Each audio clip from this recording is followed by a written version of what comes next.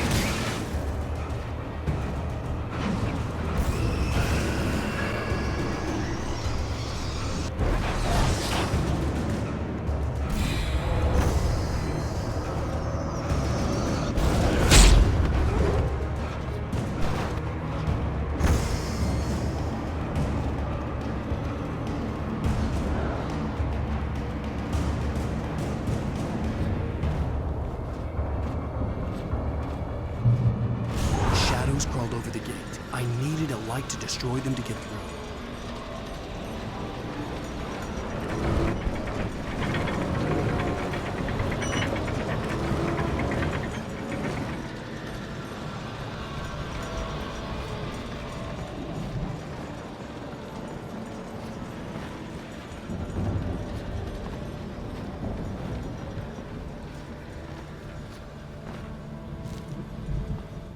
Agent Nightingale stared at the passed-out rider. The man was sleeping off one hell of a night. Nightingale felt a stab of envy at Wake's oblivion, but he had a job to do. He put the gun to Wake's head and almost became a murderer. His hand shook and his throat felt tight and dry. Biting his teeth, he tried again to pull the trigger. He lost the nerve. Wake stirred. Nightingale would have to settle for an arrest.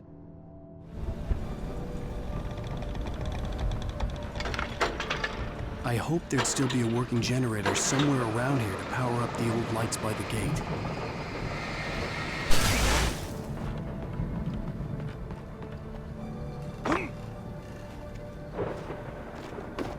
I could sense the movement in the woods ahead. Facing the enemy without a weapon was dangerous, but I had no choice.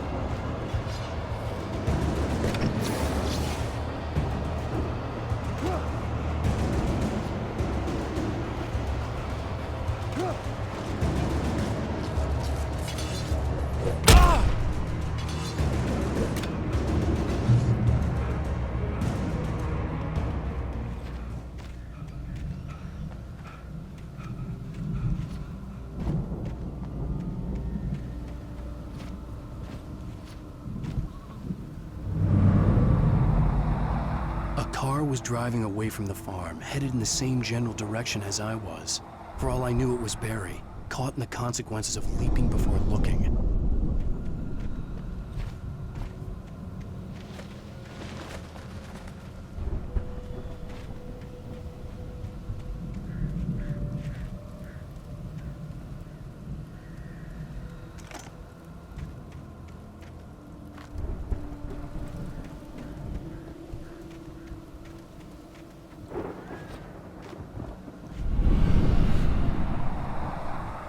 The car was heading for the cabin up ahead.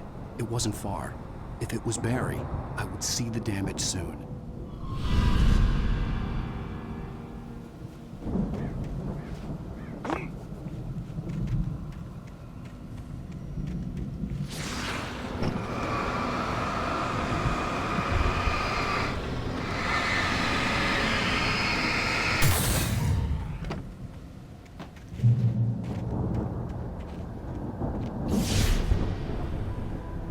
I'm trying to deliver each page to the right time and place.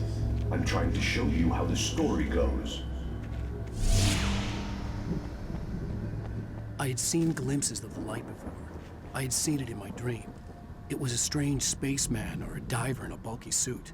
He was the one who'd been placing the pages on my path.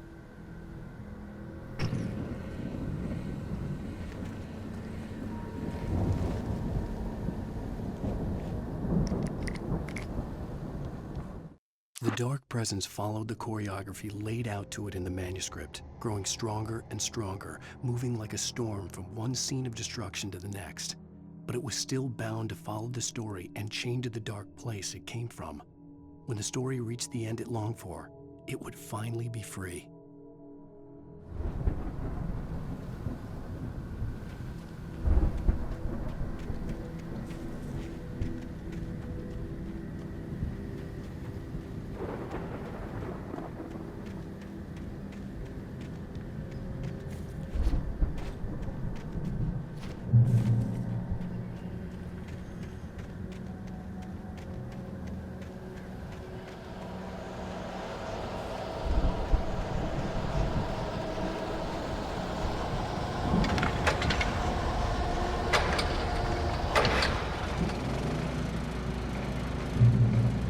Someone had left a gun behind.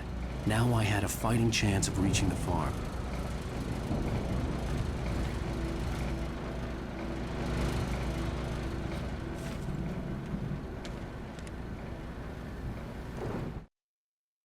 The storm raged on as the Anderson brothers walked unsteadily away from the clinic with the other patients in tow, knowing that this time they wouldn't return. The darkness around them seethed with horrors, but Tor and Odin were unafraid. Their eyes glinted with guile. They knew every secret path, and there was blood on their hands. They had fought these shades before.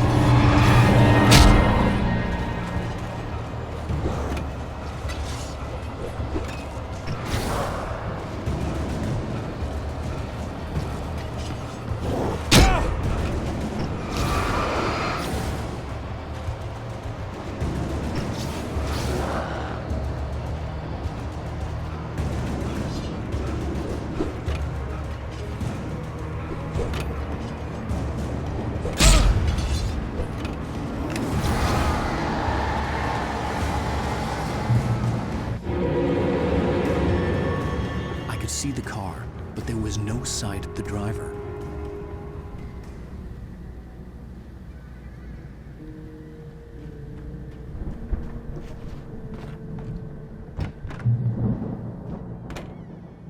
Hello?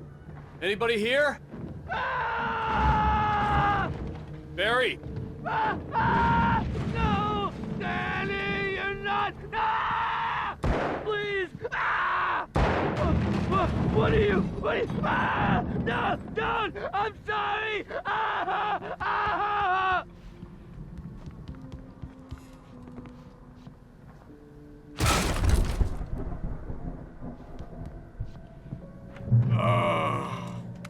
I know you.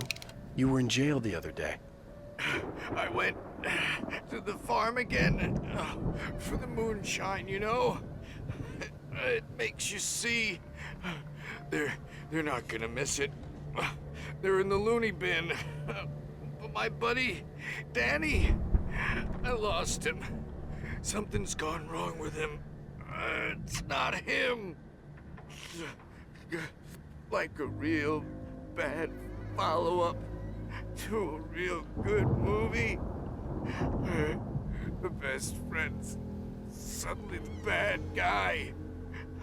Who wrote this crap anyway?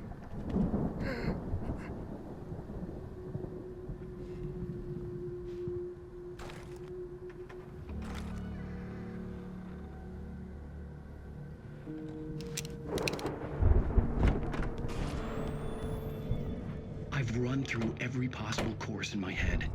If I continue like the Dark Presence wants me to, the story I'm writing won't save Alice.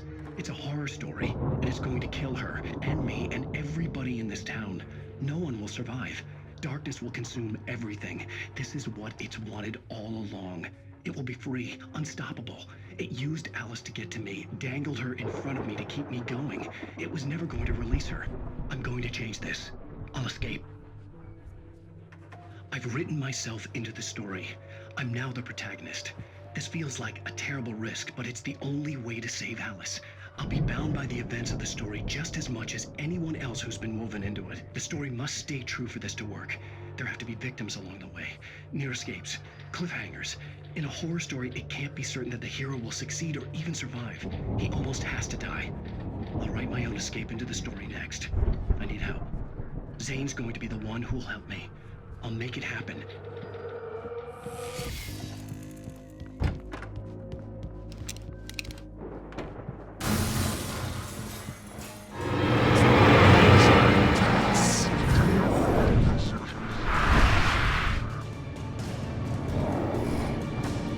The farm was still a good distance away.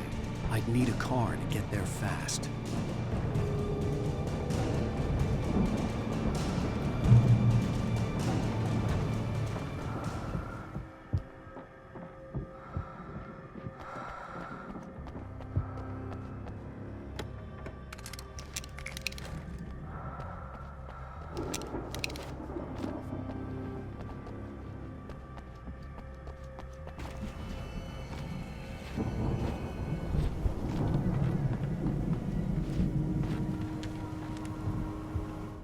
For a moment, Hartman considered strangling the idiot. Mott was mean-spirited, but easily manipulated, an emotional infant who lived for his approval. Wake, by contrast, was a far more difficult subject. Mott had given him too much leash. In 2 days, who knew what could happen? Hartman would have to find a way to rein him in, and quickly.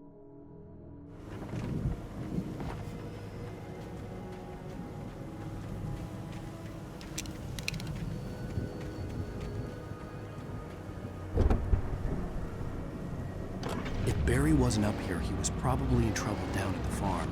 For a moment, I felt bad for doubting him. After all, I'd made it this far myself. But Barry was Barry.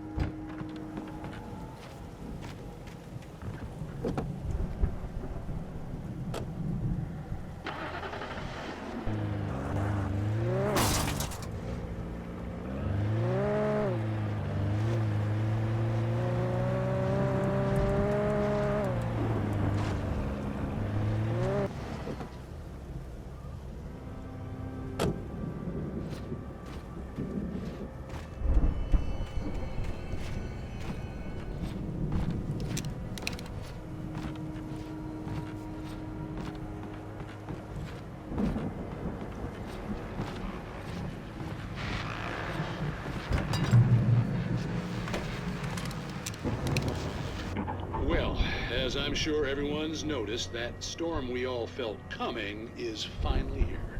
The boys at the Weather Service reckon it'll last until morning at the very least. Pertaining to that, let me read that missing persons alert again. The Sheriff's Department's still looking for a Caucasian woman, 30 years old, slim and blonde with blue eyes. She may be lost in the woods, and it's possible she's been injured in a car accident. If you see her, please make sure you get her indoors and call the sheriff. It's bad weather to be caught out in, so if you see someone in the area who maybe looks a little confused, give them a hand, all right? This is Pat Maine on KBF FM, hoping you're all safe and warm tonight.